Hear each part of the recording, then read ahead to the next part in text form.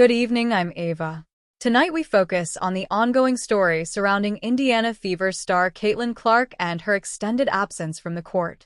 For the past month, Clark has been sidelined with injuries that have kept her out of 13 consecutive games. While speculation has swirled about her condition and potential return, her teammate Sophie Cunningham has stepped forward to provide clarity. Speaking on her own podcast, Cunningham detailed the uncertainty surrounding Clark's recovery, emphasizing that the process is being handled with care and that there is no hidden agenda in keeping information from the public. Cunningham explained that Clark herself remains unsure of when she will be back. She described the situation as genuinely day by day, saying that even within the team there is no exact timeline. This statement was meant to counter the narrative suggesting that the Fever have been withholding details or that Clark is deliberately avoiding play.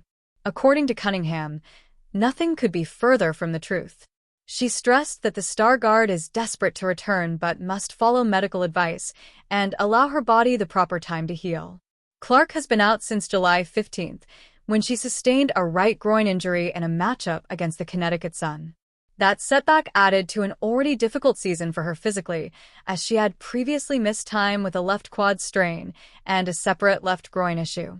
The accumulation of these injuries has forced the Fever to take a cautious approach, prioritizing her long-term health over immediate returns. Head coach Stephanie White has echoed this sentiment, saying repeatedly that Clark's status is being evaluated daily and that no corners will be cut in the recovery process. Further complicating the picture was a recent report that Clark sustained a bone bruise on her left ankle during a workout. While team officials have downplayed the severity of that bruise, insisting it should not significantly delay her comeback, it does serve as another reminder of the physical toll her body has endured in just her second professional season. The Fever continue to emphasize that the focus is not on rushing her back, but on ensuring she is fully fit to contribute when she does return. Cunningham was candid in her remarks. She admitted that, even as Clark's teammate, she cannot offer more certainty. She described the rehab process as slow, steady, and centered on regaining game shape. She made clear that fans hoping for an exact return date will have to remain patient, because those within the organization are just as uncertain. Her words highlight the frustrating reality of soft tissue injuries, which often resist clear timetables and require patience even from the most competitive athletes. The absence of Clark has been felt not just on the court, but across the entire WNBA. As the reigning Rookie of the Year and one of the most recognizable figures in women's sports, her games attract record crowds and national attention. Her ability to stretch defenses with deep three-point shooting and her playmaking vision have transformed the Fever's identity. Without her, Indiana has been forced to lean heavily on Kelsey Mitchell and Alyssa Smith to carry the scoring load. The results have been mixed, though the team delivered an emotional 21-point comeback win over the Connecticut Sun in one of their most inspiring performances of the season. The injuries have not been confined to Clark alone. Sophie Cunningham herself is now lost for the season after suffering a torn MCL in that same comeback victory. Earlier in the year, the Fever also lost guards Sydney Colson and Ari McDonald, leaving the backcourt depleted and forcing creative rotations. What was supposed to be a dream season for Indiana, powered by Clark's star presence and a promising supporting cast, has instead turned into a test of resilience. Amid these challenges, Clark has continued to support her teammates from the sidelines, offering encouragement during practices and games. Those close to her have described her frustration with not being able to compete, as she has always been known for her relentless drive and passion for the sport. Cunningham emphasized that no one should doubt Clark's desire to play. She dismissed speculation from media voices, including television host Skip Bayless, who suggested that Clark might be taking injury breaks for mental relief. Cunningham called those claims false and insulting, pointing out that no elite athlete would willingly sit out and watch their team struggle if they were physically capable of contributing.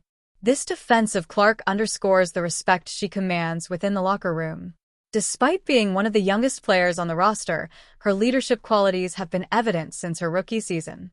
Her teammates have rallied around her absence, determined to keep the Fever competitive until she is able to return. At the same time, the organization has remained united in its cautious approach, unwilling to jeopardize her long-term health for short-term gain. The Fever currently sit in playoff contention, though their seeding remains uncertain given the fierce competition in the league. Every game matters as the season winds down, and the possibility of entering the postseason without their biggest star looms large. Still, the resilience shown in recent weeks has kept hope alive, and there remains optimism that Clark could return in time to make an impact before the season concludes. Cunningham's comments have provided much-needed transparency at a moment when rumors have filled the gap left by official updates. By sharing the reality that even teammates do not know when Clark will be back, she reminded fans that injuries are complex and that recovery rarely follows a straight line. Her honesty has been widely appreciated, with many praising her for defending her teammate while also setting realistic expectations. For Clark, the next steps involve continuing her rehabilitation, rebuilding her conditioning, and gradually returning to basketball activities. The team has made it clear that her reintegration will be a staged process, beginning with non-contact drills and progressing toward full practices before she is cleared for competition. Until then, the Fever will press forward, fueled by the determination of players like Mitchell, Smith, and Aaliyah Boston to carry the load. What this saga demonstrates most clearly is the delicate balance between protecting a player's health and competing at the highest level.